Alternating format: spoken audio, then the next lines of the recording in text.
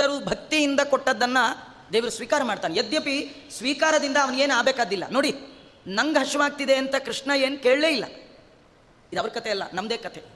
ನಮ್ಮ ದೇವ್ರ ಪೆಟ್ಟಿಗೆ ಒಳಗಿರೋ ಸಾಲಿಗ್ರಾಮ ಯಾವತ್ತೂ ನಿಮಗೆ ಸ್ವಪ್ನದಲ್ಲಿ ಬಂದು ಏನೋ 4 ದಿನ ಆಯ್ತು ಅನ್ನ ನೈವೇದ್ಯ ಮಾಡಲಿಲ್ಲ ಅಂತ ಕೇಳಿದ್ಯಾ? ಅಥವಾ ನೀವು ಒಂದಿನ ದೊಡ್ಡ ತಪ್ಪಲೆ ಅನ್ನ ಮಾಡಿಸ್ಬಿಟ್ರಿ, ನೈವೇದ್ಯ ಎಷ್ಟು ಹಾಕ್ಬಿಟ್ಟಿಯಪ್ಪ ಇವತ್ತು ಸಾಕಾಯ್ತು ಅಂತ ಹೇಳಿದಾನ? ಅವನು ಎಂದು ತನಗೆ ಕೇಳಲ್ಲ. ಯಾಕೆ ಕೇಳಲ್ಲ ಅಂದರೆ ಅವನಿಗೆ ತಿನ್ನೋದ್ರಿಂದ ಆಗಬೇಕಾದಿಲ್ಲ, ತಿಂದೇ ಇದ್ರೆ ಸಣ್ಣಗಾಗಲ್ಲ, ತಿಂದ್ರೆ ದಪ್ಪಗಾಗಲ್ಲ. ಈ ಉಪಚಯ, ಸಂಹನನಕ್ಕೆ ಉಪಚಯ, ತಿನ್ನೋದ್ರಿಂದ ದೊಡ್ಡದಾಗೋದು, ತಿನ್ನೋದ್ರೆ ಸಣ್ಣಗಾಗೋದು, ಇದೆಲ್ಲ ನಮ್ಮ ಬಾಡಿ.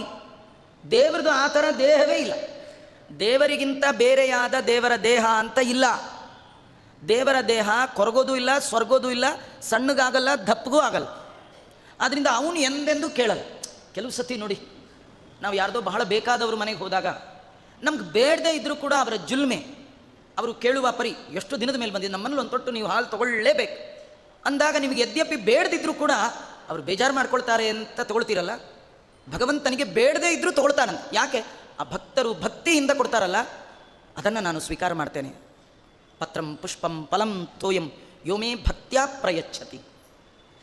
ಅದರೊಳಗಿರುವ ಭಕ್ತಿಗೆ ನಾನು ಬೆಲೆ ಕೊಟ್ಟು ಅವರು ಕೊಟ್ಟದ್ದು ಹೇಗಿದ್ದರೂ ನಾನು ಅದನ್ನು ಸ್ವೀಕಾರ ಮಾಡ್ತೇನೆ, ಇದು ಭಗವಂತ ಹೇಳಿದ್ದಾನೆ. ಹೀಗಾಗಿ ಕೃಷ್ಣ ಪರಮಾತ್ಮ ಸ್ವೀಕಾರ ಮಾಡಿದಂತೆ. ನೋಡಿ, ಕೊಟ್ಟವ್ರಿಗೆ ಸಂತೋಷ ಆಗಬೇಕ್ರಿ. ಕೃಷ್ಣನಿಗೆ ಕೊಟ್ಟರೆ ಕೊಟ್ಟವ್ರಿಗೂ ಸಂತೋಷ ಆಗುವ ಹಾಗೆ ಕೃಷ್ಣ ಸ್ವೀಕಾರ ಮಾಡ್ತಾನೆ.